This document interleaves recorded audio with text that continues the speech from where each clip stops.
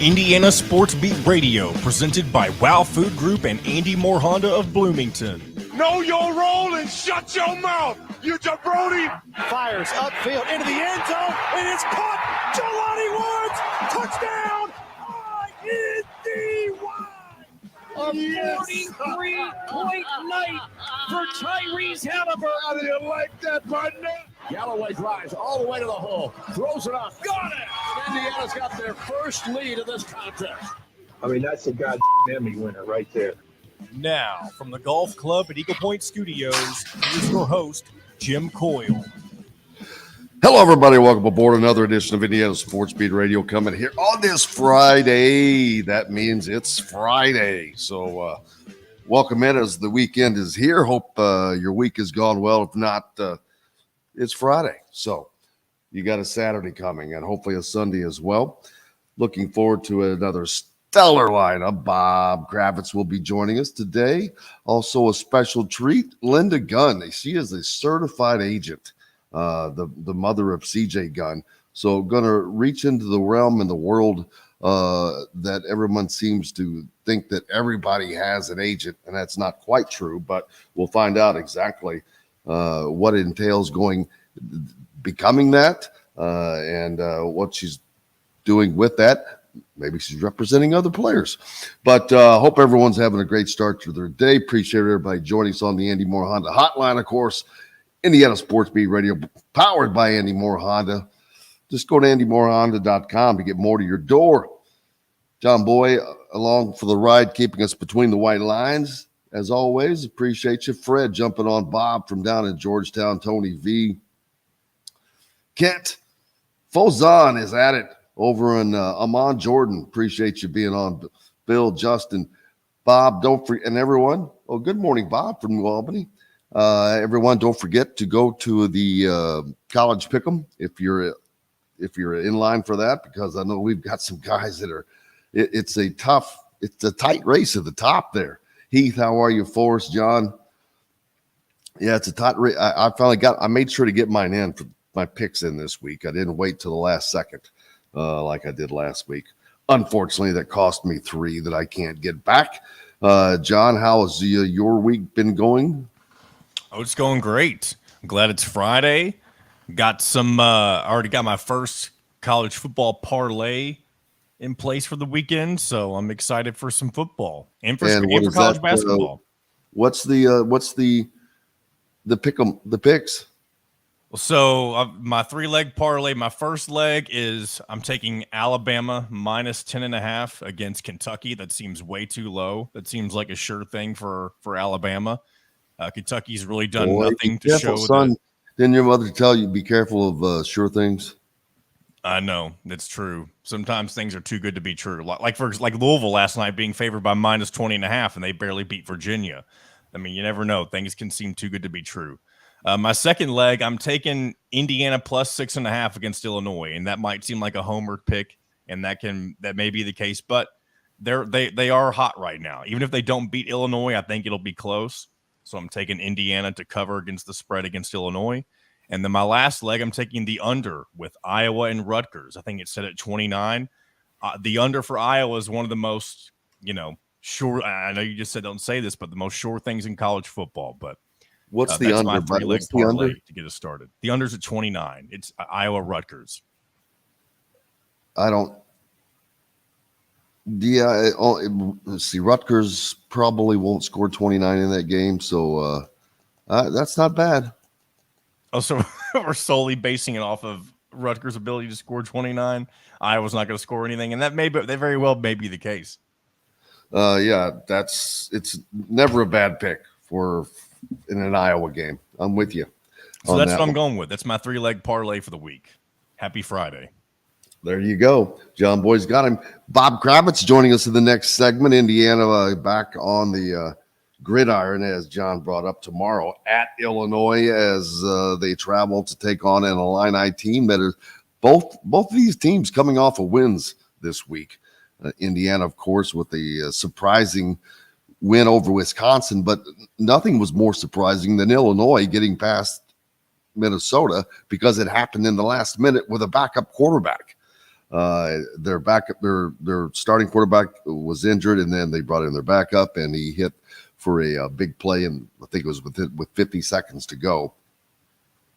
So those are on my picks. That was a tough one to pick. The fact that it's on the road, it makes it a hard one for me. I mean, if you're actually picking, if I was betting that game, I would probably. What's Indiana getting? John, did you say 6? Whenever I put the bet in, which was a few days ago, it was 6.5. It may have changed by now. That's a great bet in my mind. I think so, I think that's like I'll a see if that 3-point line's game. moved at all. To me, that's like a 3-point game, a 34-31 type game. I think those teams are pretty equal, but we'll find out. Indiana basketball back on the court as well. That's Sunday as Indiana takes on the Army Black Knights, former team of the General, Bob Knight. Have they? I should have looked this up, but I don't recall them playing Army. I'm sure they have in the past, but I don't recall a regular scheduled game against Army. If it has been, it's not been for quite a while. How ironic, or is it ironic that they're on the schedule this year? But the irony, yeah, I'm sure that there will be a notice or something done of note during that game Sunday for in honor of Coach Bob Knight, who coached at both locations. His first college job at Army after coming in from high school, which was pretty impressive. But I'm sure that there will be a notice, well, not a notice, but a tribute from both of those. But at some point that'll stop and the season will have to go forward. As it's here, baby. It is here. What else? Oh, Michigan. What's going to happen with Michigan this week? They take on a Penn State team. That is their first challenge of the season. John Boy, didn't you say you picked them to lose in that game? I did. And I'm not betting this game, but I do think Penn State will pull this one out. They are playing at home. It's the big noon kickoff game, and it won't be a whiteout for Penn State, but I mean, this is the first time, when we've talked about it all week, it's the first time that Michigan has taken on an opponent that is worthy of, their caliber. And not that they're not worthy of beating somebody like that, but I mean, it's interesting when you go an entire season and you don't play anyone that's really remotely close to the style of roster that you have, and you're finally playing them in the second week of November. And it just seems like a recipe for, on top of all the other stuff that's already happening with Michigan, it seems like a recipe for a Penn State upset, especially just because they need to bounce back after, what happened with them against Ohio State, and they haven't really looked the same ever since. And this is kind of that, I don't want to call it a get-right game because those are usually reserved for lesser opponents.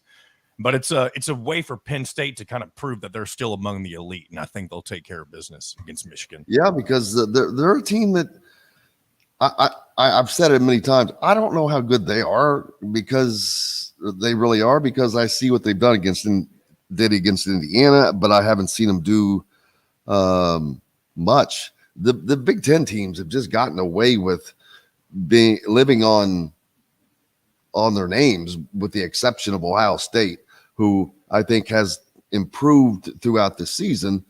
I don't know how good they truly are because they're one of their big games that's on their resume is Notre Dame, and Notre Dame, however you want to say it, is taking some hits. I just am not sure about the Big Ten this year right now. I know that everybody's I shouldn't say in love with Michigan because of what's going on, but that thinks that they're this dominant. I don't know what that's coming from. I really don't. It cannot be just based on the numbers, because the numbers are coming off of inferior opponents. I mean, I don't want to say inferior, but I think you know what I'm saying. They're not exactly playing the highest of caliber of teams. You've got those SEC teams that have mixed it up.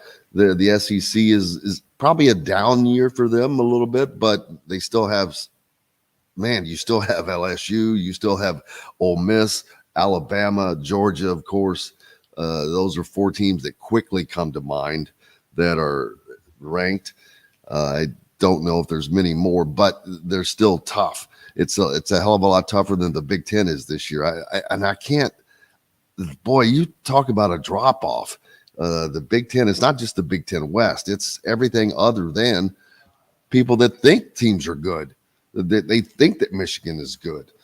So we'll see. The Indiana women basketball program, big game coming up Sunday, as Philip pointed out. They take on Stanford. Both teams are ranked. Here we go. Number 9, Indiana, taking on number 15, Stanford on Sunday. And Renata enjoyed the student commentators for the IU women broadcast. Good. That's how they learn, man. I've seen there are several kids from that school that are out and about and working in the field now. A lot of them in Mississippi, ironically enough. It's kind of like a pipeline going from Indiana to Mississippi. Ironic. Tanis, how are you doing, sir? Looks like we've got a break coming up. Bob Kravitz is going to join us next from bobkravitz.substack.com, of course. He just reminded me. It's now just bobkravitz.com. Oh. We'll have to ask him about that whenever he gets here. Big boy. Got a big new graduating from the Substack, whatever that means. I'm sure he's still on that, but they changed that because it probably makes it difficult. Either way, we're back with more, including Bob Kravitz, right after this. We'll be right back to the Golf Club at Eagle Point Studios for more Indiana Sports Beat Radio with Jim Coyle, presented by Wow Food Group and Andy Moore Honda of Bloomington. I like doing whenever it's just you and I, wherever I'm not visible, and then being able to pop in, it helps you. I feel like it helps you be able to differentiate when to go to break and when not to. Oh, yeah. That in that regard, for certain. How's what part of Florida are you in? Same. Just a different, just staying in a different place. What time did you get in from your flight yesterday? It was late because it got delayed. That's no good. No, especially when did the you fly captain Spirit. Yeah, especially when the captain comes on and says, "Sorry about the delay. We had a what was the word he used? It wasn't mechanical, but engine failure." No, I'm kidding. It was something, and I'm like going, "Don't come on the speaker and tell me that before we take off." Good morning, Mr. Kravitz. Good morning, gentlemen. I got a quick note for you. BobKravitz.com. That's right. I already gave him the heads up. Okay, yeah. I'm on top of things. Well, that's what I hear. How did that come to be? The BobKravitz.com domain name used to be owned by the Indianapolis Star, so I had them transferred over to me, and it's a good workaround for Twitter, apparently. So it's just much better than putting that long ass. Well, yeah, it's easier to say. It's easy to remember. Yeah, so yeah, excuse me. I'm surprised. I'm glad that they did that for you. Yeah. I mean, they could have been jerks and said no. They could have been, but I mean, what purpose would that serve? You know. It's not the point, man. You know what world we live in. I know. No, they could have been vindictive. I'm glad they weren't. Well, that's awesome. Congratulations. Thank you. But are you still on the Substack? Oh yeah, it goes straight to where it's always gone. So it's just a landing page in essence. A different landing. Yeah, I mean it's the same landing page. It's just a different terminology. Yeah, Where are you, man? I see this woman behind you. Where are you? I'm at Cape Coral. We're down for a wedding. There's staying in a house with some friends. Nice. All right, here we go, guys. 20 seconds. Very As nice. many rounds as you like for just $299. That's better than a birdie. But you don't have to be a student to play at Eagle Point. Go online to set your tee time or call 812-824-4040. The Golf Club at Eagle Point in Bloomington. This segment is brought to you by the Chop Shop, home of the Indiana football and men's basketball coaches shows.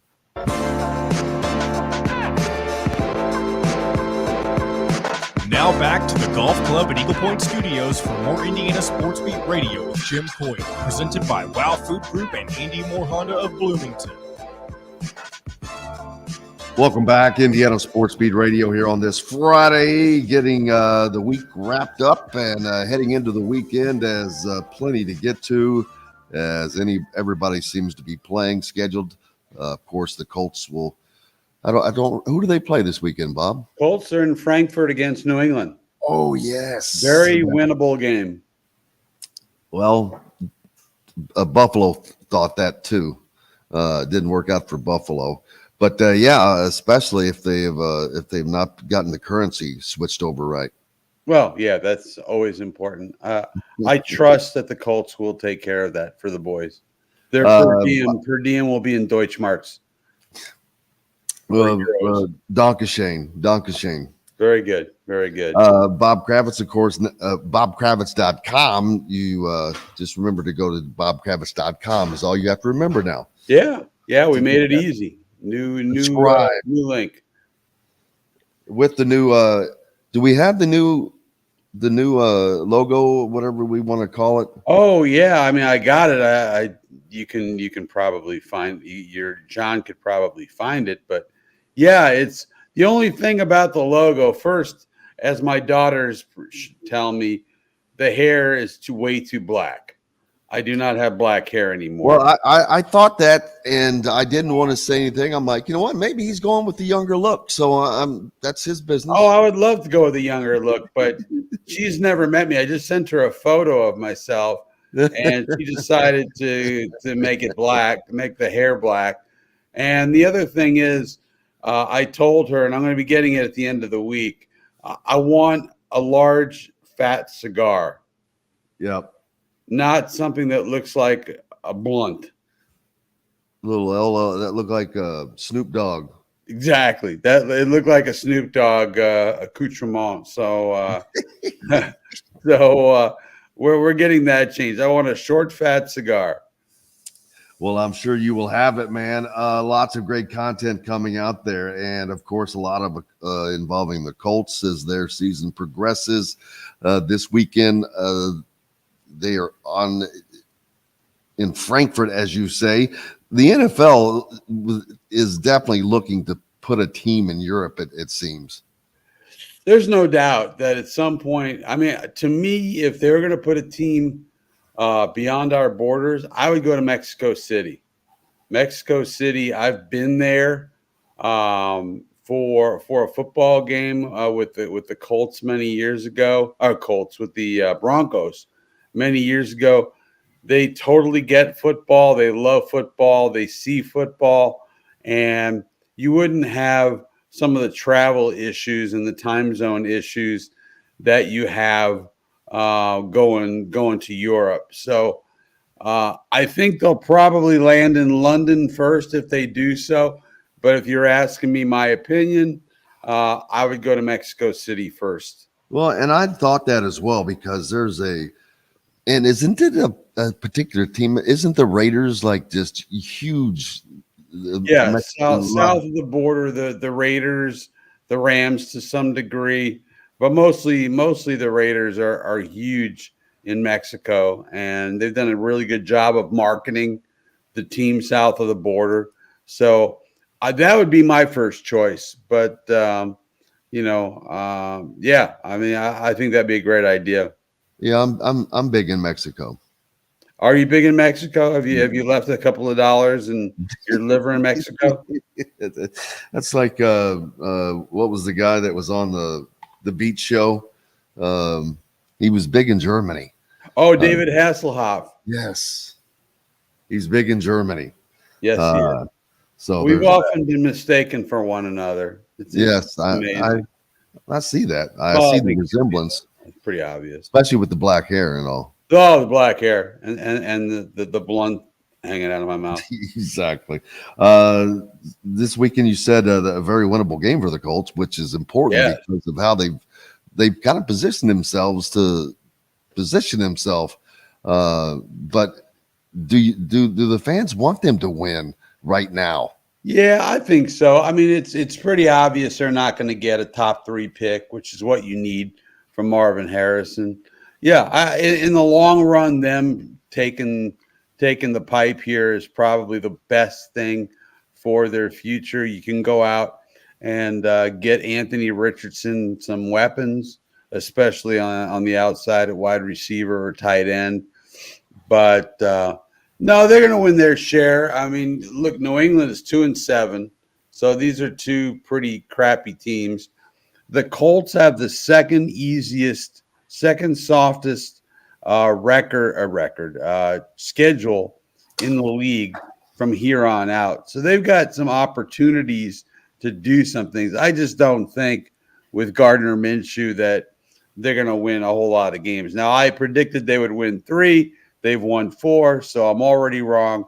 But I don't see them being in a playoff hunt by any stretch of the imagination. The Pacers with a huge win last night over Milwaukee. Yes. Kind of say unexpected, but the way they've been playing, things are rolling for them and this young team. And man, that is a big win, a great confidence builder. Absolutely. I mean, they have not beaten Milwaukee in forever. It seems like ever since Giannis was there, or Giannis. I mean, he was spectacular, but I think what do you have, 54, 55, something like that. But I just thought the Pacers continued to play great basketball, team basketball. I really like the way Bruce Brown played. I love the way Benedict Mathurin has played the last 2 games. Obviously, Halliburton is Halliburton. You know what you're going to get from him virtually every night. But Miles Turner was really good. Just a really solid win. Down 10 with 5 minutes to go, and they come back and gut it out. And that's one they should be proud of. Indiana men back on the court this weekend as well. They'll take on Army, the Black Knights. Speaking of a very winnable game, that's a game that should just not be much of a challenge for them, but it's something that they will offer to continue to work on the things that they need to work on.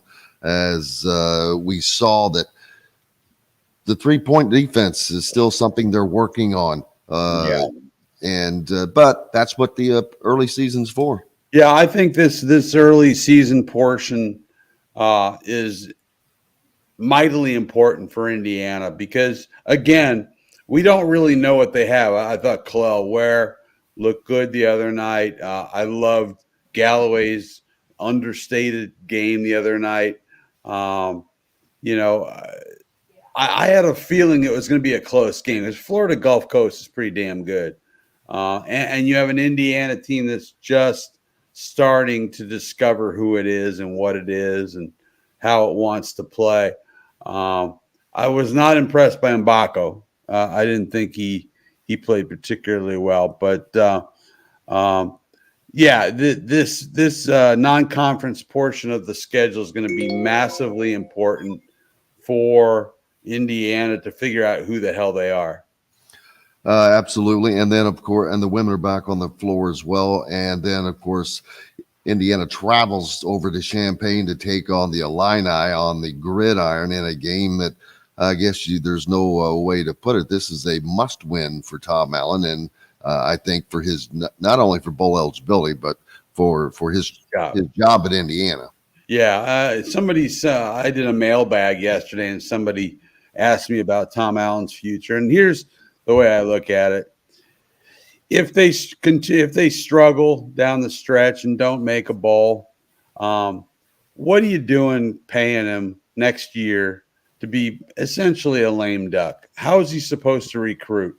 I mean, we know he's got more years left on his contract, but we all know next year is it if they decide to keep him. And I don't know how you recruit when kids know you're not going to be there. And So to me, if they don't make a bowl game and have that automatic rollover in his contract, then it seems to make sense to me to move on, pay the money, find it somewhere. Just don't ask me for it, or Jim Coyle. Well, you're independently wealthy. I forgot about that. Oh yeah, you know it. So I'm sitting here with you. Yeah, I know. Pretty sad. No, I agree. I've changed my tune on that. I was pretty firmly believe that he's not going anywhere simply because who's going to pay that. But at the end of the day, now it's there for everything you just said. They cannot go into next season for all of those reasons, and I know it's a ton of money to basically seem like you're just blowing away with a blower like leaves that are on the ground right now. But it has to be done because of it's the timing as well as of this with the change of the Big Ten, these teams coming in from the West Coast. You have to give every look that you more than care the football players. What would be done with them? You think that they're all just going to hang around? Right. So it would destroy an entire team. And I know that making a change at the top is also something that is going to cause a lot of change with that program. So it's just going to be a tough way for them to go next year, I think. But yeah, I agree. I've been one who feels that let's stop changing coaches every 5, 6, 7 years. But look, they played much better against Penn State. They beat a Wisconsin team that was missing its quarterback and a couple other guys, but still they beat them. Look, if they can pull this thing out of the muck, then maybe you give him another chance. But and certainly if he makes a bowl game, that's automatic. But I don't see it. I see them struggling here down the stretch. They still don't have a quarterback. Sorsby, he is what he is. But I think it's going to be really tough for Tom Allen to hold on. What happens if they do make a bowl game? I mean, I know literally what happens, but what would that do for Indiana football if Indiana is able to do something that they haven't done for quite a while and win 4 Big Ten games in a row, right? To make a bowl game and enforce that automatic extension in his contract, right? But what would that do to Indiana football going forward? Boy, I don't know. I mean, obviously it keeps you committed to Tom Allen for another year or maybe even longer. At the same time, it would show some undeniable progress, which is what you're looking for from your football program and your coach. I'm not sure what the answer is because I think it's a double-edged sword. I don't know how all hot and bothered they are about moving forward with Tom. At the same time, you never look a victory in the mouth, right? So I'm not sure exactly how it would impact Indiana football. It would certainly feel good in the short term, but long term, is that necessarily what you want? Absolutely. Purdue football has not been what they expected this year. Of course, they've got a new coach there. But, man, the Big Ten is just stinking the joint up, to put it bluntly.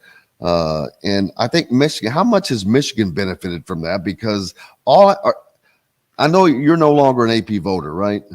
I've never been AP Heisman. I was a Heisman voter.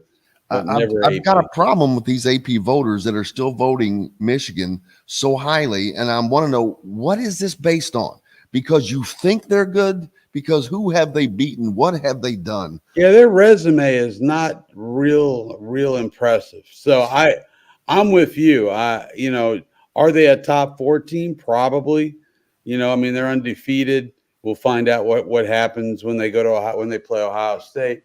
But Yeah, I'm with you. I don't know what has everybody all excited about Michigan. The hell, Indiana scored a touchdown on them. What's wrong with these guys? Almost two. Almost two. Take that, Michigan.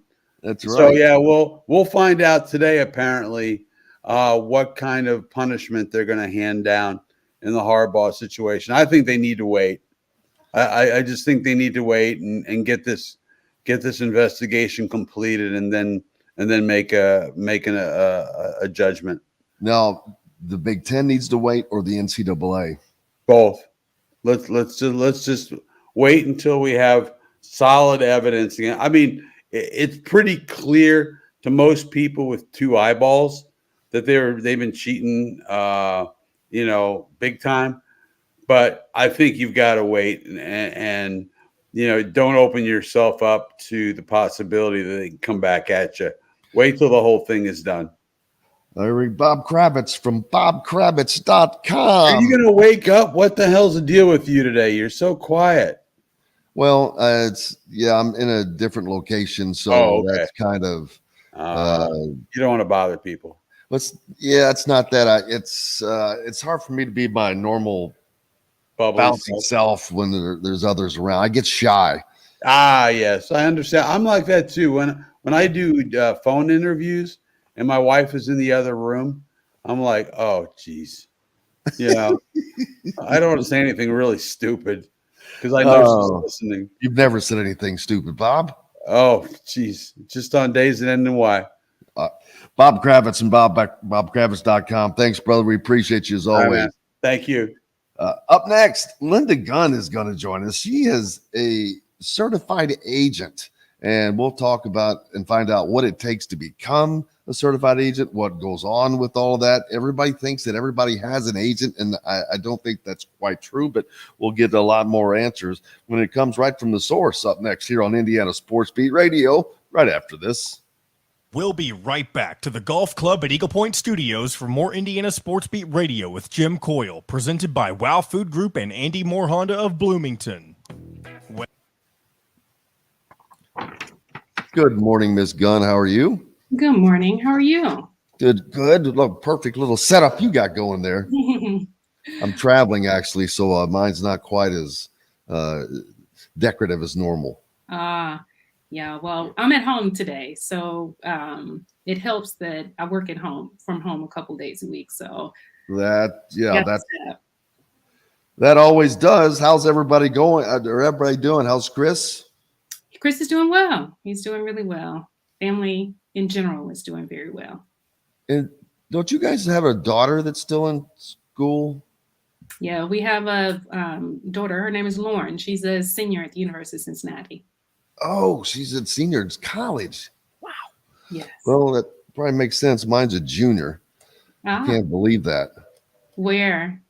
She's at Ole Miss. Okay. Yeah, it goes fast, doesn't it? She's down enjoying football. Oh, yeah. Oh, yeah. Down in the Grove. I've never gotten to go down there. It's something I've wanted to do, but the season does not work out well for me. Well, you got to figure that out. Yeah, well, next year I'm going to make it happen. Yes, for sure. Is she your only one? Yes, ma'am. Okay. Nice. Very nice. So, and you live here in Indiana? Yeah, I normally I'm in Bloomington. Okay. But I'm out of town at a wedding this weekend. Oh, very nice. So, are you in a fun city? Cape Coral, but I probably won't see much of it. I have no idea what there's the wedding is tomorrow. Yeah, it's just, I'm just, whatever, wherever we go, I'm at the mercy of sharing a home with some other people, because there's normally where I would stay there. Of course, it's filled with what I call wedding women. They got all the women. Everybody's got to do the hair, and you got all that stuff. Yes. Yeah, you got to have somebody that's coordinating the guys, that's keeping the guys happy. Yeah, that doesn't take much. Yeah, get you out on a golf course or something. Not a bad idea. If it hadn't been for this knee, I'd be there. Oh, shoot. All right, here we go, guys. Catering starts with Garnish Catering, serving all of Bloomington and surrounding areas. Garnish Catering is waiting to help make your next event one to remember. Planning a great event shouldn't have to be stressful. Whether we quote you just for catering or a total event package, you can trust that you're making the right choice with Garnish Catering. Visit garnishcatering.com. That's garnishcatering.com. Garnish Catering is a proud partner of Wow Food Group. This segment is brought to you by Remax Advanced Realty, Indie Home Pros team by Cheryl Sizemore.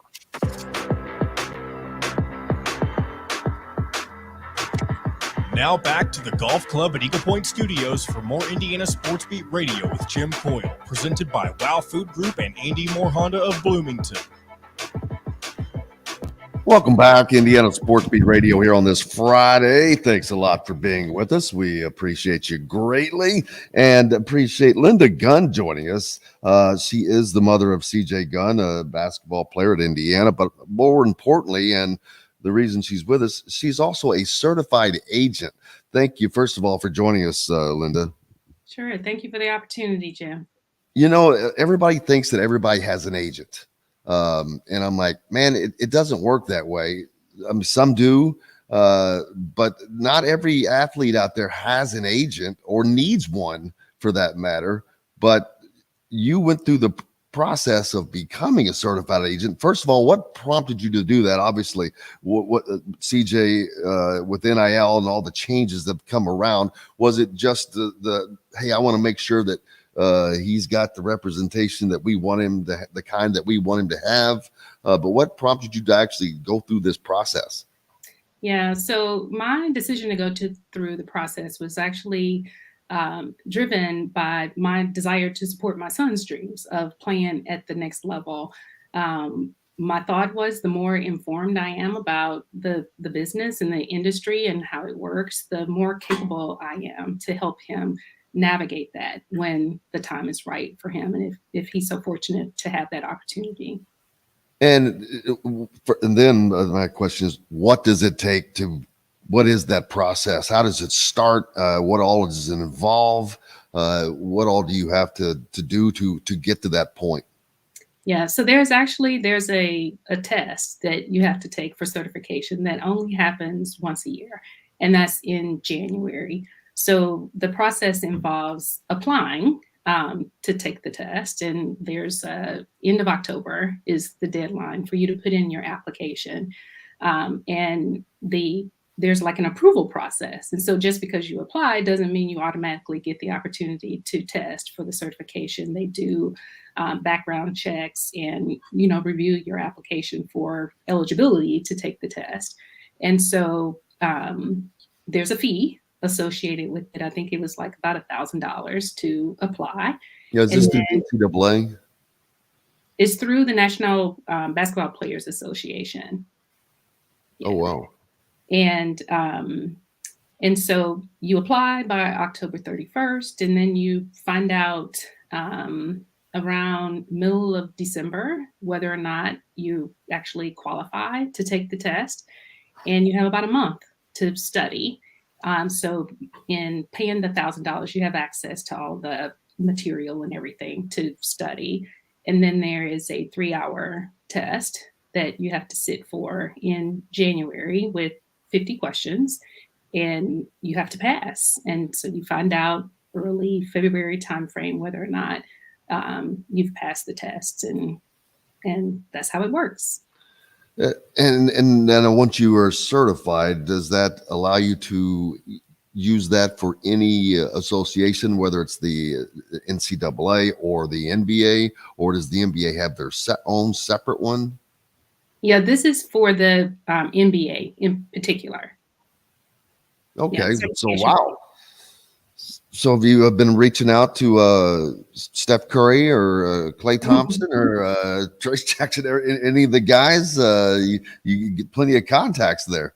No, it doesn't work quite that easily, but it's definitely an industry that requires that you're very comfortable in building relationships, and you kind of have a knack for doing that, because your success very much is driven by your knowledge of the industry and the relationships within the industry. So unfortunately, no, I haven't had the opportunity to meet the Steph Currys and the LeBron James of the world, but I did have to participate in an annual seminar that is provided to all of the certified agents that you're required to go to back in April. So that's an opportunity it presented the first real opportunity for me to network with other agents, some who had been certified for a lot longer than I had. And so that was an opportunity to begin the process of actually starting to build relationships and mentor-mentee types of opportunities to continue to learn about the business. What's the biggest misconception people probably have about being an agent, that certified agent? So I think in watching TV or the movies or whatever, I think what people assume is that the work of an agent is really about, working with the different MBA organizations in negotiating contracts. And that is, a large part of what the job entails, but it is very much a hodgepodge of different responsibilities. I mean, it could be everything from managing, the process of getting a passport for a player. It could be cleaning up their social media accounts. It could be helping them, buy a car, or helping them buy a house, or managing their bills, or connecting them with, someone like a financial advisor to help them, manage their finances. It's making the right connections from a marketing branding standpoint. So the job of an agent is very, very, very diverse. Very broad. And with that being the case, because all the things that you just listed, which were vast, how much more of that have you been, I don't want to say forced, but guided into having to learn as well? You talked about so much that this has been a process of learning. But man, all those things you just listed, that's a lot of other things that you have to know about, or know somebody that is good at it. Yes. So fortunately, I have 30 years of experience in corporate America. So some of these things, involve more of kind of transferable skills. And so you think about, things like just good communication skills, leadership, influence types of skills. I have 30 years of experience in corporate America where I use those things on a daily basis. The other piece is, it's kind of back to, you have to find resources that actually have more experience in this space that can teach you as well. And so I've been fortunate enough to have established a really good relationship with another sports agent that's been in the business for many, many years. And so they've been helpful in making sure, I was connected to the right resources to stay in tune to, what's happening in the industry. They give me kind of the behind the curtain view in terms of what they do day to day. And so that is helpful for me in terms of really, starting to become more familiar and learn, more about the industry in a space that's just really safe. And with all the changes that have come in college in the last couple of years, namely name, image, likeness, are any thoughts to going down that avenue? Because I know that, like I said, everybody thinks that everybody has an agent, and that's not the case.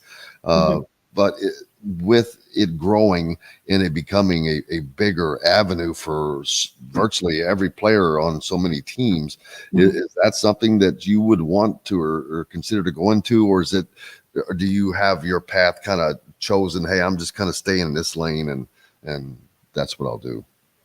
Yes. And so, yes, so I am very much interested in that path. Again, it gets back to those relationship skills. And really, I have the benefit, particularly with my son, in knowing him very well, right? And so when you think about those, NIL relationships, it's important to be connected with the kinds of things that, you're really passionate about. And so as an agent or anyone that's representing an athlete, it's important to really know the athlete beyond who they are, on the basketball court, to make sure you're helping them make the right connections with the right opportunities as it relates to different, NIL opportunities that they would represent, because you want them to be connected to something that, they're truly, passionate about. And in that way, their representation of their brand really,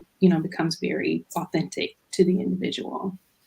And it has to be just takes so much time, because there's so many different people you have to work with in getting these things done, different organizations, different companies. And I know that virtually everything goes back to something you've already said, building relationships, which it can be said for a lot of what a lot of us do, but especially what you're doing and growing that, and then potentially growing that as a business, which that could seem like that could get big very fast and be a lot to have to manage.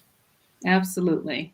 Yeah. But, again, like you said, it kind of goes back to the relationship piece and really investing in building relationships with individuals that, they have experience in this space, that can be resources for you, that can help you, connect you to the right people to drive your success.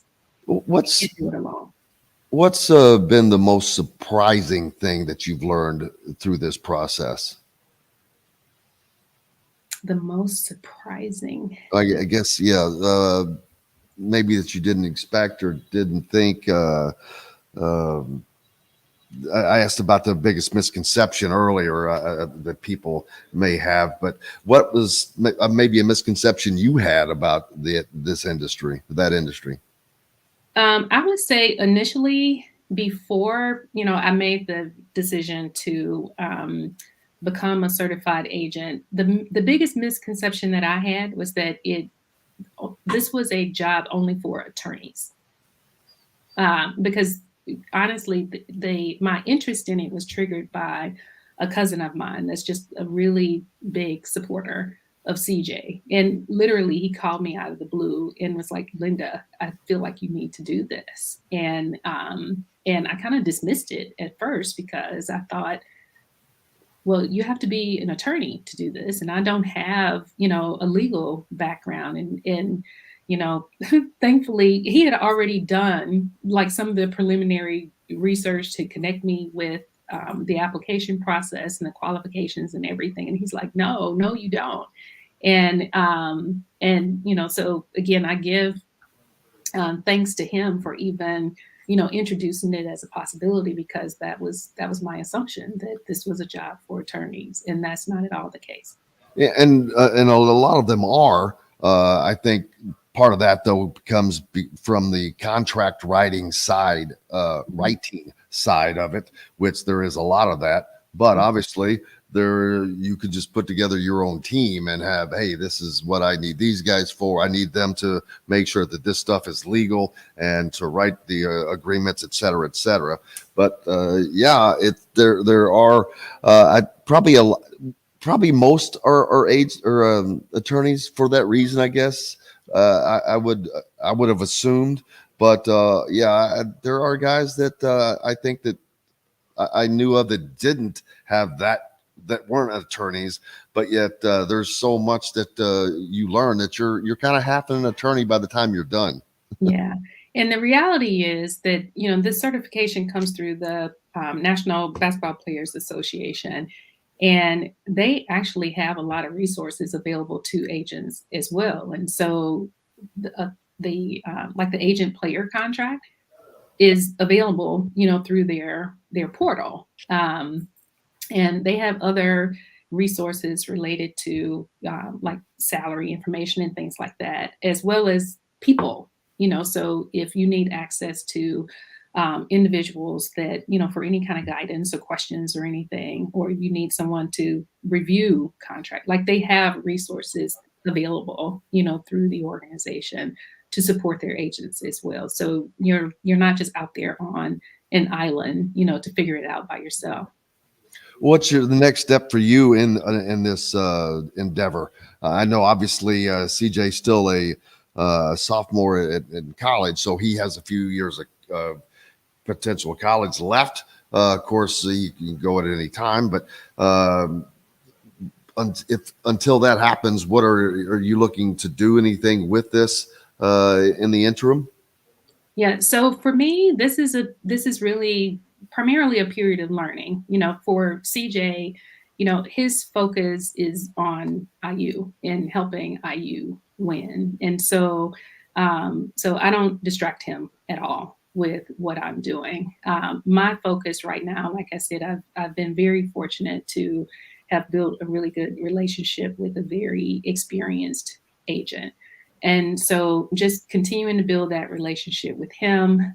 It's important that agents are very familiar with the collective bargaining agreement, which is, it's hundreds and hundreds of pages of a contract, but it's the Bible, for agents in terms of information related to player eligibility, rules around salary, trades, things like that. And then staying connected into the right networks to understand kind of what is happening in the industry. So again, if CJ is fortunate enough that he gets his opportunity, then I'm very well informed to be able to support him.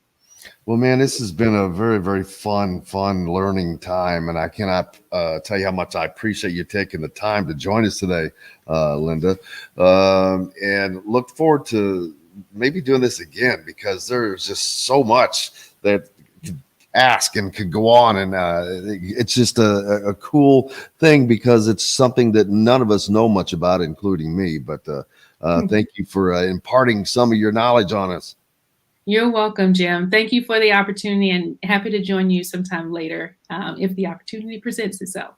Absolutely. Linda Gunn joining us here on Indiana Sports Beat Radio. We've got lots more coming up in our next hour. We'll be back with it right after this.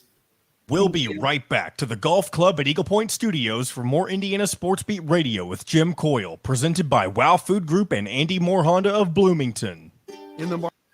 Thank you. I'm in Florida at a wedding, and I'm sharing a house with some folks, and they're just walking about. Oh, I was talking to Linda. I haven't even noticed the people walking behind you. Does anybody walk behind you?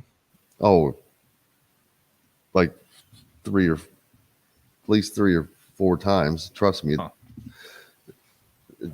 I do. That was cool.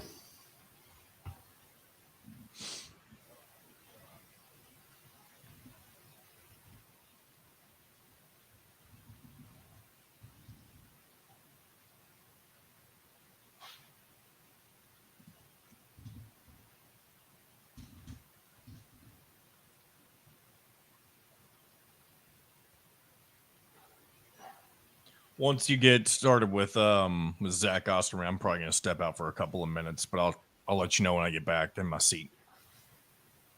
I'll make sure you're good to go with Zach, though, before I get out or before I walk away. I did not see that. I didn't see it, no. But yeah, I'm good. Yeah, perfect.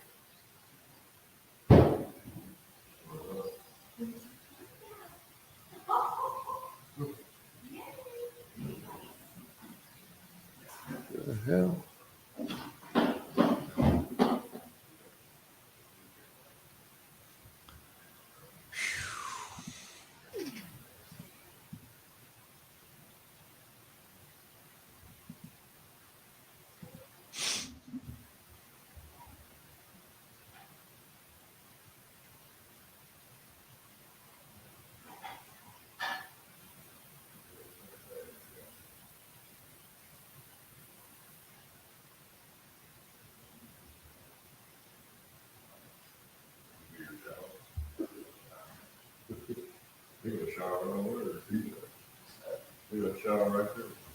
Zach said he'll be on just a moment.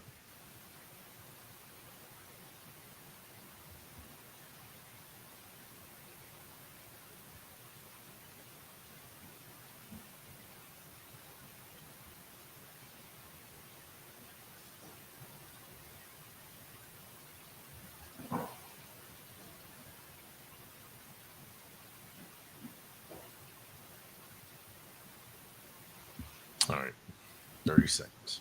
Time to build a new home with Property Shore Construction. Now building exclusively south of Bloomington within the Stonecrest Golf community. Choose from one of the gorgeous Stonecrest Signature Series house plans. We have several lots available with scenic views of the golf course. Contact Amy Rhoda with Revesco Real Estate for additional information. 812-583-0919 or go to mystonecrestliving.com. That's mystonecrestliving.com for more details. This segment is brought to you by The Ugly Grouper. Now back to the Golf Club at Eagle Point Studios for more Indiana Sports Beat Radio with Jim Coyle, presented by Wow Food Group and Andy Moore Honda of Bloomington. Hey, welcome back, Indiana Sports Beat Radio here on this Friday as we're getting set for the weekend. Just finished up a great segment with Linda Gunn there. That was a lot of fun. It was informative. So greatly appreciate Linda taking the time to join us here on this this Friday. Thankful for imparting some knowledge on us. Yeah, I'm gonna have to do that again. And could have gone on for another segment with that one.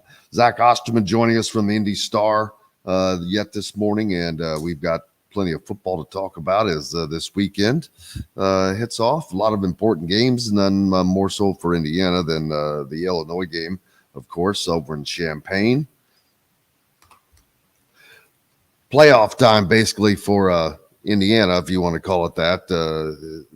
What I mean by that is a loss in their season bowl eligibility goes along with that. Zach Ostman from the Indy Star joining us now. Zach, how are you doing, man? How are we doing? Sorry about that. Oh, that's all right.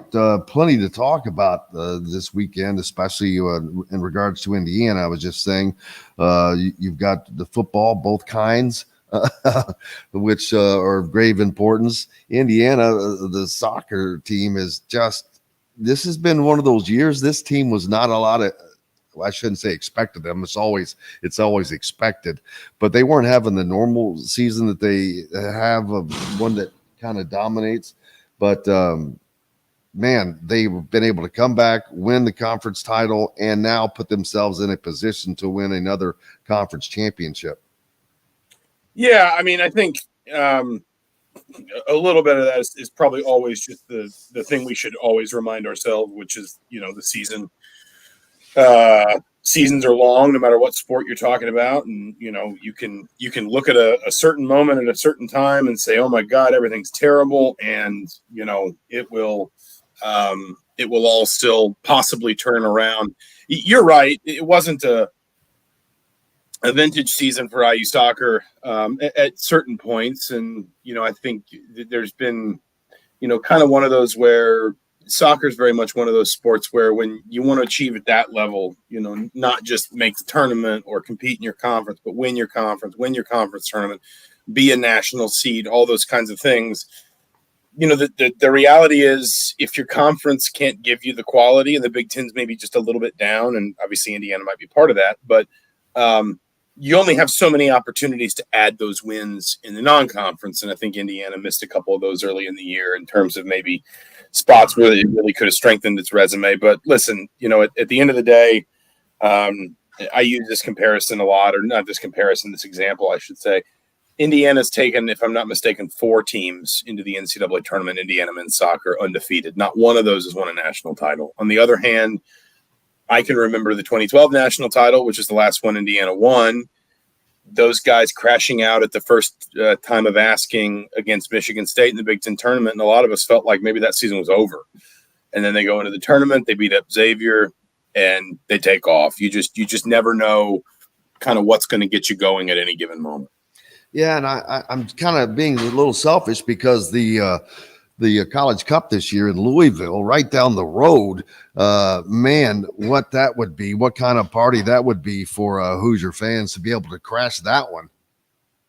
Yeah, I mean, and truthfully, you don't get those events here very often. I know they played it in Cary a lot lately. There's been such a desire in recent years to keep that event in as warm of a climate as possible, and obviously there's been a lot of discussion about splitting soccer into a full season sport, playing a fall season and then a spring season, and playing your national championship game in either like late May or June. That seems to have lost steam for whatever reason, but the opportunity, if Indiana could seize it, we have no idea what their path is going to be or where they'll be seated. I know there was a feeling they may not have made the tournament if they hadn't got to at least the Big Ten tournament final. The flip side is if they win the Big Ten tournament, it does feel a little bit like you might be in a situation where they get a top 16 seed on, maybe not, I don't want to say not on merit, but maybe a little bit on reputation as well. We'll see. But, whatever their path is, if they could get to Louisville, you're right, it would be, the opportunity to be that close to your fan base is one I don't know this program's had in quite a while. I think they might have played at least one national championship game in Columbus, if I'm not mistaken. So, but I mean, it's been a while, and realistically speaking, if you're Indiana, you would love to be playing that close to home. Absolutely. Speaking of close to home, Indiana football not traveling too far this weekend as they will be busing over to Champaign to take on the Illini in a game that is a quote-unquote must-win for Indiana if bowl eligibility still remains on the table. And a lot of people are starting to believe that it's Tom Allen's job that is also on the line with each and every game as we move forward in this last few weeks of the season. Yeah, I mean, I don't know. I'm not really sure if Tom Allen's job's on the line. I mean, it might be. I just don't think. I'm not sure anybody's come to that decision yet. And we've obviously, I know a lot of people have talked about. I think you and I have talked about where the buyout is, and just kind of where things are. I mean, listen, this is again just kind of a reminder that seasons are long, and you don't know exactly where they're going to go, and you've got to let them play out before you can draw sweeping conclusions. I mean, if Indiana wins this game, then there's a clear path to bowl eligibility.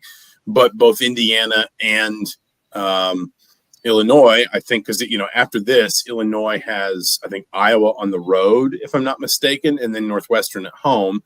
And Illinois is 4-5. So Illinois is probably looking at Indiana and saying, we've got to win this game because we're probably not going to win at Iowa, whatever you may think of Iowa and their offense, some of these over-unders. But it's unlikely Illinois is going to win at Iowa. And then Northwestern, is, to be honest, quietly put together a much better season than I think people realize. They're 4-5.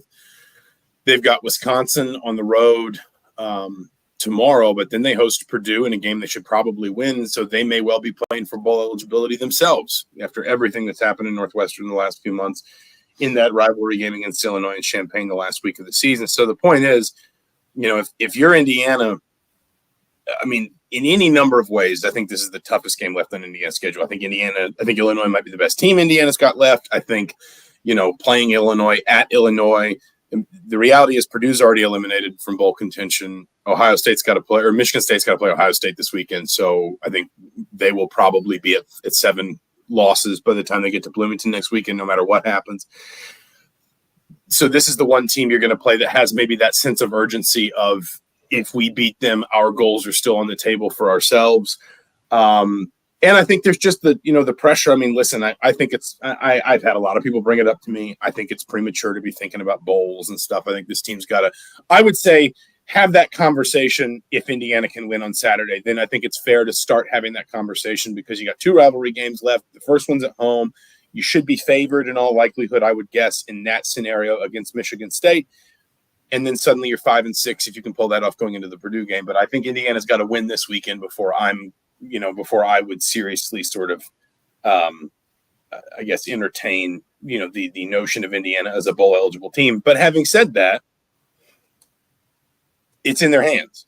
And I thought they looked good, not great, but good against Wisconsin last weekend. I thought there were some encouraging signs, and I wouldn't put it past them to win this weekend. I'm not predicting they will necessarily, but I don't think it's impossible. Yeah, and the fact that we're talking about this, first of all, is a conversation that a lot of people would not have thought that we would be having. The win over Wisconsin was unexpected, but from what we saw at the Penn State game, I was like, man, they played with Penn State and showed that they could possibly play with teams that they had left on their schedule. And maybe if there's always the ifs and ups and then things you can question throughout the year, how this game or that game could have gone a different way. But we are here, and they do have this opportunity. And while the road game at Illinois makes it all that more difficult, Illinois has not exactly lit the world on fire this year either. But I agree with you. It is definitely the best team left on their schedule in my mind as well. Both teams are coming off of wins, so something is going to give. And the road advantage is going to be something tough for Indiana to overcome. But again, man, what we saw at Penn State, that showed me a fight. It reminded me of last year when usually when the team, a lot of times, but the season's just gone into the dumpster, they're not able to bring that fight. But they went up to East Lansing last year and pulled off an upset that I didn't think was possible. So I don't put anything past what this team is capable of doing, especially with how they're playing right now. No, I mean, I think that's completely fair. I don't, and let's be clear. Illinois, on the one hand, has a couple nice wins in its last three. It went on the road and beat Maryland. It was very narrowly lost at home to Wisconsin. And then, on last Saturday, went on the road and beat Minnesota with a last-second touchdown drive, or last-minute, I think, touchdown drive. So Illinois is playing a little bit better as well, to its credit. On the other hand, this is an Illinois team that only scored 7 on Nebraska. This is an Illinois team that gave up 44 to Purdue, which is, not necessarily just a rollicking, juggernaut of an offense. It's an Illinois team with flaws, but it's also an Illinois team that in isolation, I think, has some very real advantages over Indiana, particularly the offensive line versus defensive line, and where, maybe Indiana as an offense can kind of get up to when already you're struggling to move the ball and score the ball consistently. But again, this is not a pie. It would not be pie in the sky. Like, you would not, it would not be the result that led, the Big Ten Network wrap-up show at the end of the day that, oh my God, did you see this? It would be, two teams of, generally sort of the same, kind of tier, somewhere between like 4 wins and 7 wins, reasonable expectation of possibly making a bowl game, but not necessarily a guarantee. Some really good players in some individual spots, some glaring weaknesses in some others. And again, both of them, I personally, I think there's a decent chance both of them are going to look back on this game, whether they win it or lose it, as the game that ultimately kind of decided whether or not they would go to a bowl. Because Indiana obviously needs to win it to go bowling, unless I do think there's sort of a scenario where some 5 and 7 teams are going to get in the bowl field this year. It's a little muddied up right now, and I haven't looked super closely at it because, to be frank, it hasn't really been relevant to Indiana until very recently. But to get to 6 wins, I don't think Illinois can do it without beating Indiana, and obviously Indiana can't do it without beating Illinois. On the basketball side of things, Derek Queen was thought to going to be making a commitment by the end of this early signing period. And Ross, I don't know if that's just his opinion or just from everything what he's reading, but his commitment, the surety that that's going to happen, we're not so sure about that right now. No, and I mean, listen, the longer it goes on, obviously, the more it kind of puts to bed the theory that he was always going to go to Maryland, that it was sort of fait accompli. And, it was just a matter of sort of waiting for the final decision. If I'm not mistaken, all of his teammates at Montverde signed on Wednesday. Like I think Montverde just kind of had its big ceremony, and everybody got their moment. Liam McNeely, Cooper Flagg, Curtis Givens, all the Asa Newell, all these guys. The fact that Queen didn't do it doesn't necessarily mean he's definitely going here or he's definitely going there. I think it does mean that it's clear something is still kind of holding him up. Now, you never know what it is. Maybe he just wants to get his family together. Who knows? But it is interesting to me that, Montverde kind of had this ceremony that seemed like it was long pre-planned, give everybody the day to just sort of sign and get it out of the way and then move from there. What I will say is, I think, and I'm not trying to be cynical, I do agree with the line of the train of thought or the whatever and that's not the right word, but you know what I'm saying. The line of thinking, that's what I'm trying to say, that the longer this goes on, the less likely probably it's Maryland. Having said that, the longer this goes on, it also feels like maybe the less likely it is Indiana, just in the sense Indiana's been recruiting him for well over a year. He's taken multiple visits to Bloomington. They've been to see him. They've got a relationship with his family, with his mother. Obviously, he's got a teammate who's very publicly in his ear about coming to Indiana. If for some reason Derek Queen decides to put this off until the spring, then I'm not saying Indiana. I'm not saying he's not going to Indiana or Maryland. I'm just saying that suggests that for whatever reason he wasn't decided on either of those. And he, and I'd actually even heard that he really, really liked Kansas. But Florida Badunga was committed, and obviously he kind of looked at it and said, "Well, there's not a real spot for me there if he's already there." So it's interesting. The other thing I would say too is, and I kind of alluded to this earlier, we can all be guilty of this, reading too much into this when a kid will just tell you, "Well, no, it's just my uncle's overseas for business or something, and I want him at my ceremony, so we're just waiting until next Tuesday." I think he's got until next Wednesday, right? It's Wednesday to Wednesday is the signing period still. So, there's still time yet for this to happen. I just the one thing that I feel most confident in, not from intel, not from like information that I've gotten, but more just like the learned experience of covering recruiting, is the further he gets from that Maryland visit, in my mind, the less likely it is he goes to Maryland.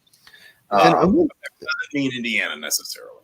And the one thing that kind of stood out to me is I thought that, and maybe that was just me not paying complete attention, but Indiana, along with Maryland and Houston, were kind of the three names that were being mentioned. And then all of a sudden, Kansas was back in the mix. And I'm not saying that they were ever out of it, but they weren't being listed. They were ever out of it, to be honest. I don't think they were ever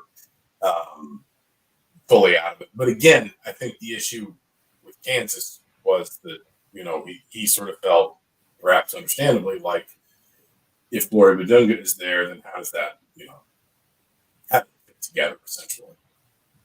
Yeah, and I was just also thinking Indiana has won some battles against Kansas, which not that they probably could care less because the recruiting has not been affected in any negative way. But that starts to send a message, I guess. The success in Indiana has had with the Montverde kids. Is that something that Kansas wants to break? Hey, we'd like to show that we can do that for those guys here as well. Maybe. I mean, I think if you get to Bill Self, I'm not making any comment on anything. It's simply cheater. Oh, I didn't say that out loud. No, I didn't say that. I'm not sure what happened to my video there, but I think Bill Self is probably a veteran enough campaigner to know if you start worrying about other schools too much in recruiting, it starts to hurt you. And you just, you can certainly, when you get into maybe a certain point or a certain situation with a recruit, try to highlight the differences between you and them or you and them. But if you go out on the road thinking, boy, we're out here to beat Kansas, let's beat Kansas every chance we can get, you start kind of pigeoning. You're not focused on the thing that matters. And I think that, ultimately yes, Indiana's grabbed a couple kids that Kansas also wanted. I think Liam McNeely, I would point out, obviously, one of them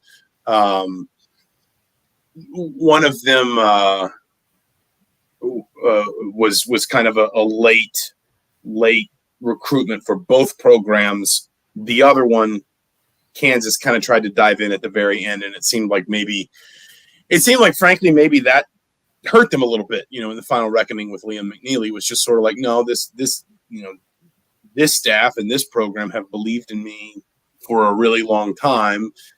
Why were you only starting recruiting me in July or whatever it was? You have to build those relationships. And Kansas, Kansas is a little different. They can operate a little differently, and they can move fast in certain recruitments. But as I said, I think more than anything, ultimately, the key is worrying about yourself and recruiting for yourself and not letting, not getting wrapped up in the possibility of, some sort of crazy battle for guys. Zach Ostman, Indy Star, thank you so much, brother. I hope you have a great weekend and don't work too hard. Yeah, well, I think we'll all be working hard this weekend, but we'll see you around, Jim. Thank you, sir. Hey, we've got more coming up here on Indiana Sports Beat Radio right after this. We'll be right back to the Golf Club at Eagle Point Studios for more Indiana Sports Beat Radio with Jim Coyle, presented by Wow Food Group and Andy Moore Honda of Bloomington. All right, this is Solo and then Travis Miller's at 10:10. Boy, I want to strangle. What's wrong? Nothing.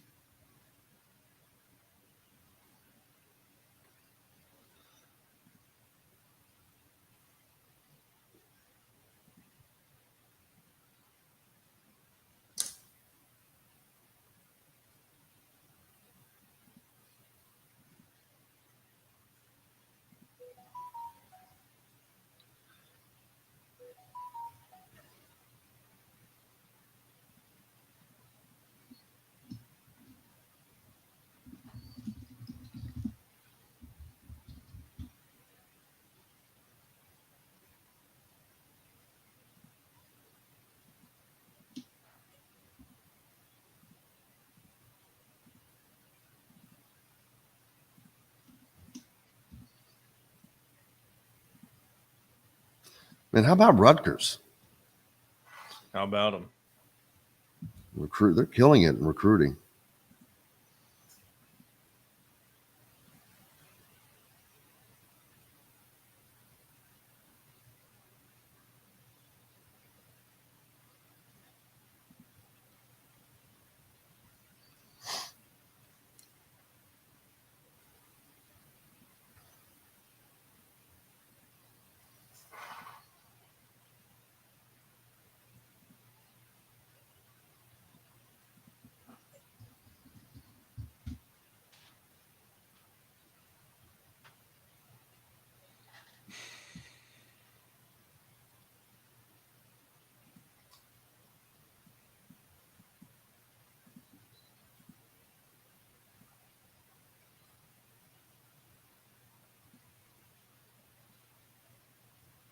I hate doing shows with other people around. Oh, I would too. It drives me insane. Takes you out of rhythm. Yes, it does.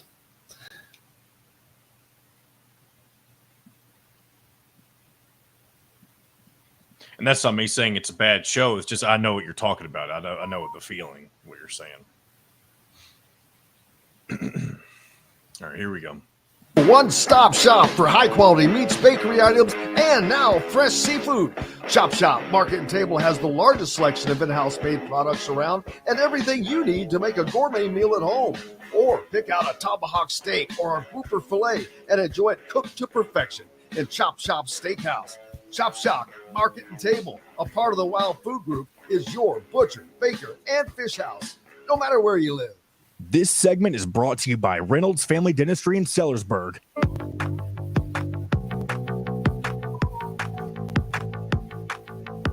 Now back to the Golf Club at Eagle Point Studios for more Indiana Sports Beat Radio with Jim Coyle, presented by Wow Food Group and Andy Moore Honda of Bloomington. Welcome back, Indiana Sports Beat Radio here on this Friday, getting you ready for the weekend, and I hope that you are ready for it. If not, too late. It's here. John Boy, I did not get a chance to watch it, but man, how about those 9-1 Louisville Cardinals barely escaping the 2-8 Virginia Cavaliers? Yeah, they were down.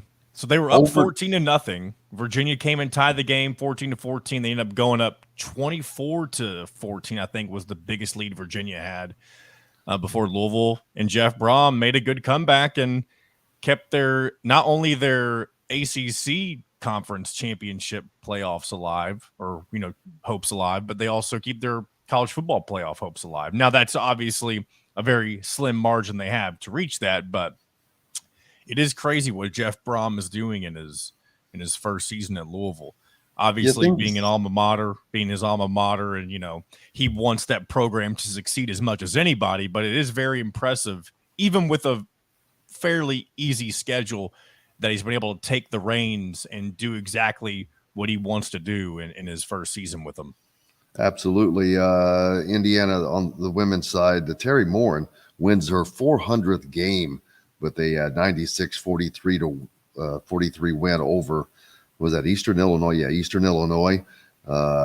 Mackenzie Holmes also with a great game, preseason All-American. So you've got a preseason All-American and the reigning national coach of the year. So very good night for number 9 Indiana in that route. Holmes with 19 points and 6 rebounds. So she moves into 3rd place on the Hoosiers all-time scoring list with that. That's a pretty big deal because she's done it in a team fashion. So that's hard to do. That's very, very hard to do. Tyra Buss, obviously the all-time leading scorer there with 2,364. But congratulations to both of those ladies for those accomplishments. This weekend, what are you looking forward to doing? Have you gone to the ESPN College Pick'em and gotten your picks in? Don't be like me last week and forget until noon and get locked out of the noon games. The 3 games I will not be able to get back. I'm so mad about that, but it is what it is. So we've got college football this weekend. What game are you most looking forward to seeing? For me, of course, it's usually a Pac-12 game, but the Penn State-Ohio State game or Penn State-Michigan game is the game, I guess that's on everybody's mind, John, is because I keep bringing Michigan up and saying, what have you done? But even if they get this accomplished, I still will say that because I don't know what has Penn State done to show anything. How good they I don't are. know if we've mentioned this on the show yet. But it is expected. It is not official yet as far as I've seen, but it is expected that Jim Harbaugh is going to get a 3-game suspension, which would obviously include this weekend's game against Penn State and then their final 2 games against Maryland and Ohio State. Now, so, I mean, yeah, that's another factor that could be thrown into this. If Michigan doesn't have their head coach on the road in a hostile environment, I mean, obviously they played games without Harbaugh earlier this season, but as we've discussed many a time before, they haven't played anybody. And so this will be, I mean, Michigan football, it has been a very interesting season overall for that program. Obviously coming in expecting to be one of the top teams in the country, and now you're dealing with a scandal. It's going to be interesting to see what happens. I think a lot of people on the outside looking in, like us, just want Michigan to lose, so we don't have to think about what would happen if a cheating Michigan team got included in this year's college football playoff. Yeah, I'm surprised that they would take this step, but I'm not going to be surprised if Michigan doesn't sue to try to stop it. And I also find it funny, not funny, but just Michigan is just going overboard here, it seems to me, but I guess maybe I'm not looking at it from their standpoint, but you've got former Michigan Wolverine star Desmond Howard, who laid into the Big Ten on Friday on an ESPN show, as the conference is reportedly hours away from releasing their disciplinary action on him. We'll see what that turns out to be. It will be very interesting if that does end up being the case, and will that end up in court? And I would imagine that it does. So it'll be interesting to see what happens with Harbaugh. They've already gone without him on the sideline 3 games this year, but those were 3 non-conference games, and as we all know, they played no one. So he used that as just an enjoyable time to have other coaches get some experience. But these games obviously are very, very different. Penn State and Ohio State, 2 of the 3. And I think that would have a very, very big impact. But if they were able to win those games, then that they're going to use that to say, well, that's why we're this good or that good, the other thing. So we'll certainly find out. But what happens if he is suspended? Will it go to court? I think that it absolutely will. Michigan is not going to do anything but and stand on the sideline while that could potentially impact their effort to make the college football playoffs this year. And this is, I think that they know that they've had such an easy path, and they do not want to just let it go away. And they just haven't shown me anything on the field, period, much less with everything else that we're talking about. But it's the irony is, he goes 0-7 through these years, and he so much so that they had to have a contract renegotiation.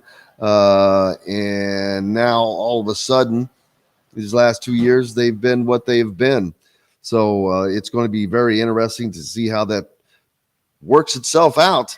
What do you think? What are your thoughts? What do you think is going to happen? Of course, we don't have to wait much longer before that happens with us, and we'll find out. The fact that they are doing this is not just because Big Ten coaches are upset. I think that they obviously have evidence. They have substantial evidence. There's video. There's been a lot of things that have been submitted. So they're not just doing this on a whim. The commissioner would not put the league in that position, I don't believe. And the fact that Michigan is fighting against this conference so much, that does surprise me, because usually you see a little more harmony, especially when it comes from presidents. And now you've got Michigan lawmakers jumping in again. They should just stay out. They never get involved until it seems like they think that it'll give them some publicity. There's nothing to do with the law here. This is being taken care of by an organization that's like a company doing something well within their rights, and then some lawmaker thinking he can make a name on that. And I think that that's what we see happening here. So we'll certainly find out. Indiana is not a part of that, so it doesn't matter, but their season is on the line as well as they travel to Illinois. Who do you think wins this weekend, John Boyd? Do you have your picks laid in? Well, I mentioned earlier, I do think Indiana will at the very least cover the spread whenever we talked about my parlay earlier. But I do say I don't want to – it's tough to predict. I definitely think Indiana is going to still come out and be the team that we've seen against Wisconsin and Penn State. Will it be enough for a win against Illinois? It's tough to tell, because Illinois had a really good win last week against Minnesota. They brought in their backup quarterback, John Paddock, who is expected to potentially play a little more this week. Their other quarterback, Altmaier, got injured in last week's game against Minnesota. So Indiana may see 2 different quarterbacks against the Illini. I don't know. If I had to pick right now, I would take Indiana based solely on momentum. and the necessity to win. And Tom Allen teams have shown to thrive in scenarios like this, even if they aren't the better team on paper. But as we've said before, I think both of these teams are very equal, so this could go either way. But if I was forced to choose, I would take the Hoosiers in this one, even though it is a road game. Well, I'm going to disagree with you on that one. I think that they certainly can win it. In the staff picks over at the Hoosier.com, and I put in, man, I could have. That's one I could have picked either way. And I'm on one hand, I was afraid I haven't picked Indiana to win since they played Indiana State. So I'm like, well, I don't want to jinx them. You picked them to lose to Akron? Oh, did they play afterwards? My bad. Yes. Okay. Whoever their last non-easy non-con win was. So that would have been the last time I picked them to win, I believe. So I didn't want to jinx them. I picked Illinois 33-31. Not that I don't think they can win the game. I do. The offense, their offense is gelling. But as it was pointed out earlier, Illinois has a top 10 projected defensive lineman. And Newton, I can't remember his first name, but what about Indiana's Aaron Casey, though? Actually, I'm curious, what is his draft stock? Surely it has to be rising over the entire season. I mean, if there's been one source of consistency for Indiana football for the entirety of the season, it's been Aaron Casey. Yeah, he has played superbly at the linebacker spot, and I don't know exactly what his stock is now, but I pointed out in that same piece that I wrote that he has been impressing scouts throughout the season as well. So, and we'll see how that goes. But we got to take a quick break. When we come back, Travis Miller will join us, and we'll talk more Big Ten football for this weekend right after this. We'll be right back to the Golf Club at Eagle Point Studios for more Indiana Sports Beat Radio with Jim Coyle, presented by Wow Food Group and Andy Moore Honda of Bloomington. In the market for a I suppose by some values, the Big Ten West is Big Ten football.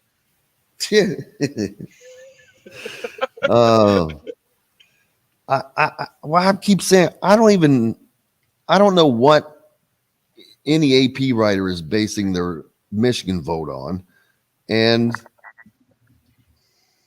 I don't know what they're basing almost anything on. The Big Ten has not played anybody other than Ohio State. They had the game with Notre Dame, and has. All right. Michigan State played Washington, but that win is expected. Yeah, they got killed at home.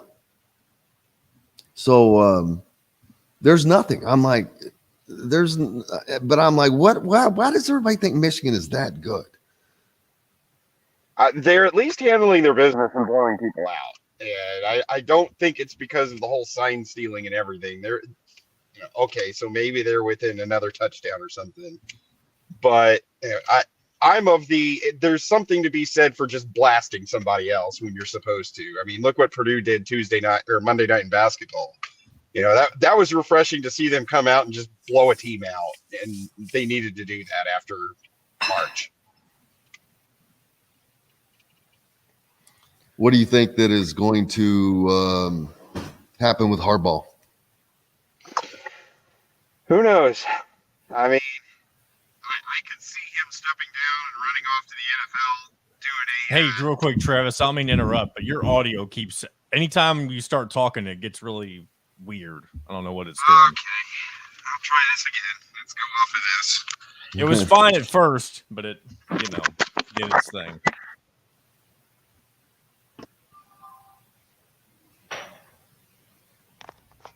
There we go.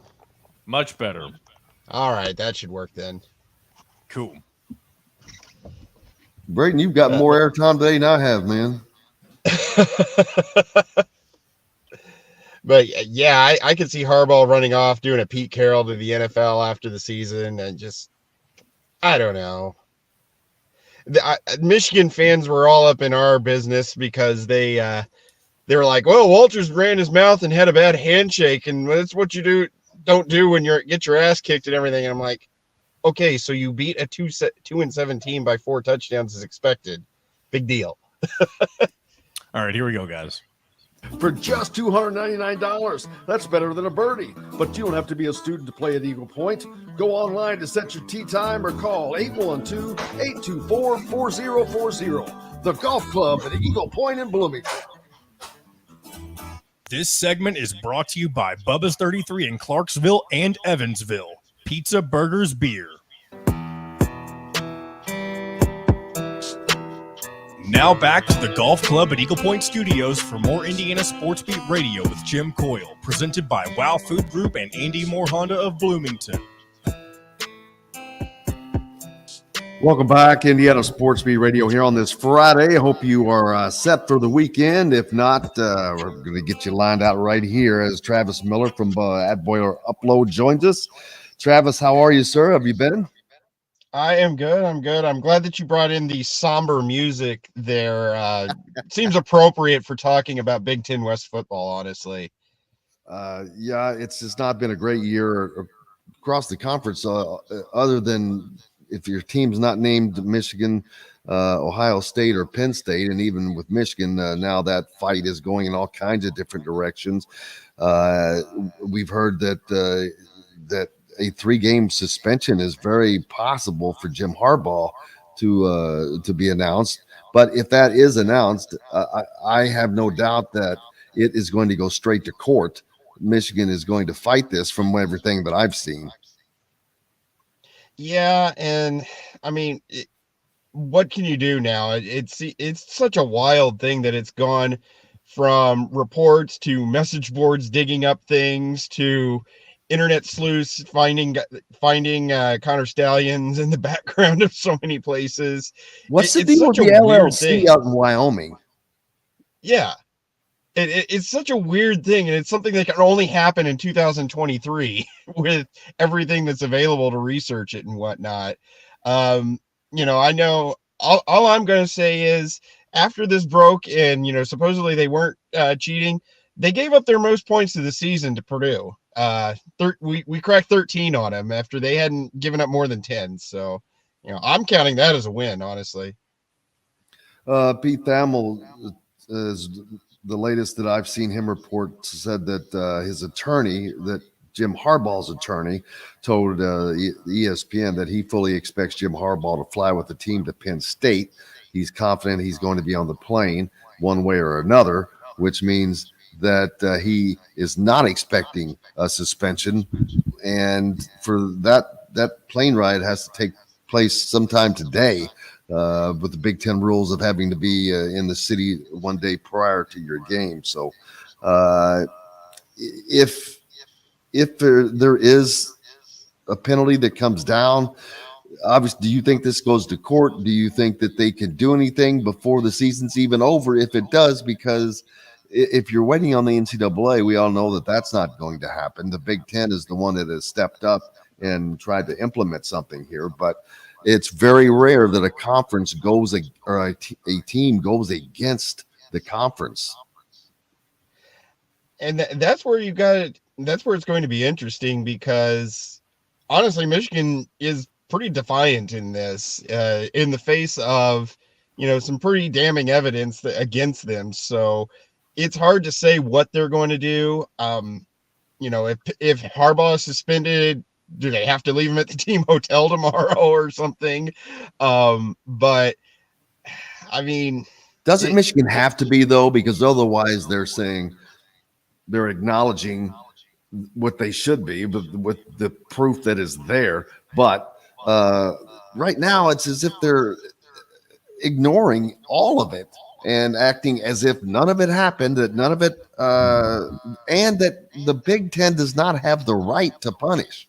It's just telling they think that they are above the rest of the conference, or the rest of football, in that matter. And I think that's why you're seeing these reports of, oh, well, Rutgers and Ohio State gave Purdue inside intel before last year's Big Ten title game. Why isn't Purdue getting punished? And I've seen so much of it this week, and it's just, I'm kind of just trying to trust what the Big Ten and Michigan themselves are going to do, because you see so many discussions on message boards and fans tweeting back and forth and arguments. It's hard to separate what the real facts are between what are just, angry fans on either side of the spectrum here. But, I expect the Big Ten to announce something today. I imagine they want to before this Penn State game, because it is a big game. I mean, it's Penn State has a chance to throw a wrench and maybe set up a three-way tie in the Big Ten East. So at that point, you want to have some sort of resolution here. Do I expect them to ban Michigan from the title game? I'm not expecting that, but I could see a suspension being levied where he does have to sit out, 3 games, and he's already done that this year. If they fight it, what's Michigan going to do? Are they going to be like, fine, he's suspended, but he still shows up and coaches on the sideline?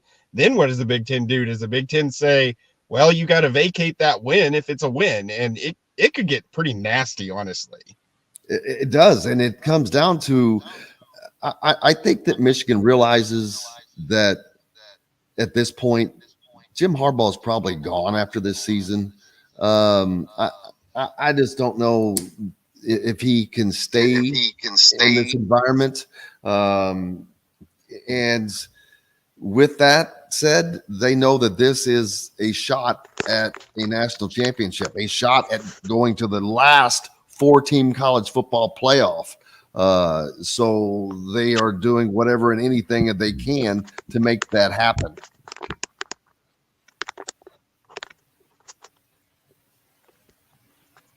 My audio cut out. Your audio cut out entirely. Oh, crap. Sorry about that, Travis. We'll pick it back up, but I was just your audio cut out entirely on me, so I'm trying. All right, we'll get Travis back on there in a second as he's having an issue. But I just see that Michigan is just trying to hang on to something they don't know. It's like hanging on to that relationship that is it's over, man. It's let it go.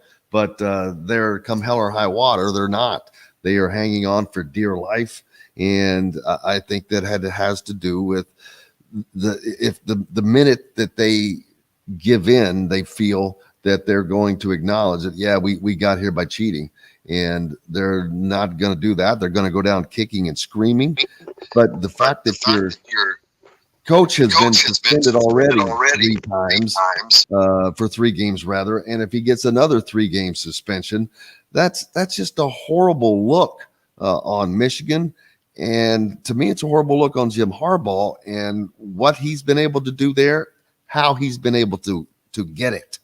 Obviously, with suspension after suspension, it's just, what are you showing? What are you winning? When you get there by the ways that Michigan has gotten there. Travis back with us now. Travis, what I was saying was, with Harbaugh already being suspended 3 games once, if he gets another 3-game suspension, man, what does that say about your program?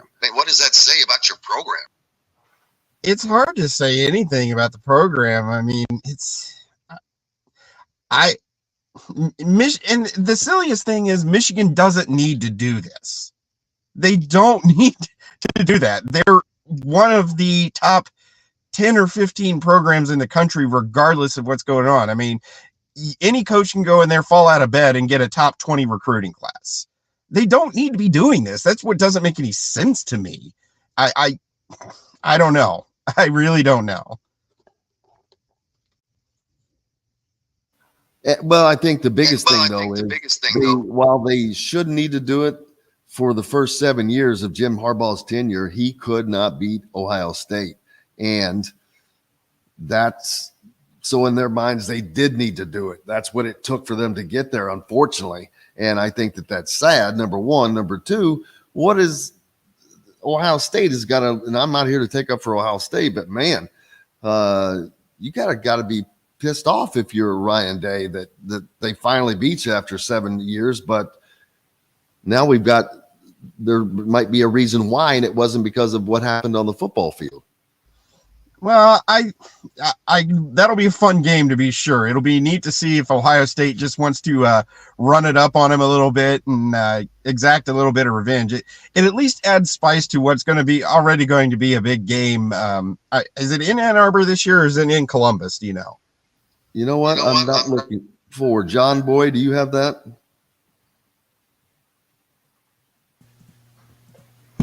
On the spot, I don't know, but just if you give me a second, I do believe it's. Just give me a second. Now we just have dead air. Nobody's saying anything, but That's all right. I Yeah, don't know. I'll have you find that up. But that will be interesting to see where that game takes place, because that will make a huge difference. Because if that game is in Columbus, oh man, he's going to catch holy hell, and that will be fun. It's at Michigan. Damn, of course it is. The saving grace once again. And what was there just an angel on their shoulders or something protecting them from everything this year? They had the weakest. Their strength of schedule up to this point is like 111th or something, and they finally are playing somebody in Penn State. But can Penn State, are they good enough after what we saw against Indiana? Are they good enough to take care of this mess for everybody in the Big Ten? Penn State is the second year in a row where they have been the clear number 3 team, but there's a clear gap between the top 2 and them. So I think it helps that it's at Penn State. I hope Penn State is going to be a little bit more aggressive than they were against Ohio State, because that was a pretty milquetoast game, honestly. And as you said, Indiana gave them a really good game in Happy Valley. I was impressed with Indiana. I haven't been impressed with Indiana's play the last 2 weeks, honestly. But, I think Penn State kind of got back on the right track last week. They blew out Maryland, and I think they'll be ready for this one. And if there's a team if there's a program, I should say, that knows what to do when facing a lot of off the field questions and everything, it's probably Penn State. And I imagine their fans and their administration probably relishing at least it's not us this time. Yeah. And Ohio State just kind of sitting back quietly, waiting for this to play out. But there is nothing more than Ryan Day would love than to put this all to bed himself in Ann Arbor. And man, you want to talk about a brutal end of the season way to end the season for Michigan. There would be nothing. I think that would be worse than Jim Harbaugh getting suspended, is to lose to Ohio State in Ann Arbor for basically the Big Ten championship. Yeah. And, here's a fun scenario for you. There exists a possibility that the entire Big Ten West could be tied 7 ways at 4-5. And if that happens, it would send Nebraska to the title game. So to me, that would be the absolute funniest scenario, is the winner of the Ohio State-Michigan game, undefeated, goes to Indianapolis, and then just something strange happens and they lose to Nebraska or Iowa. I mean, honestly, I think it'd be hilarious if Iowa just dragged them into like a 6-3 game somehow and won. And what are these teams that are joining the Big Ten thinking right now, I wonder? You've got Washington, of course, UCLA, USC, and Oregon. Are they thinking, man, what are we getting ourselves into here? Hopefully they will decide to go back to the Pac-12 and end this farce. But I know Washington and Oregon have been pretty solid this year. Very, very good teams. I'm honestly not worried about USC. They can't play defense. So until they fix that defense, man, they're going to fit right in with some of these teams, that can actually put up some points on them. I mean, it's ridiculous how bad they are. I kind of hope USC plays Iowa in a bowl game this year, because I want to see the terrible Iowa offense against the terrible USC defense, but I'm a sicko that way.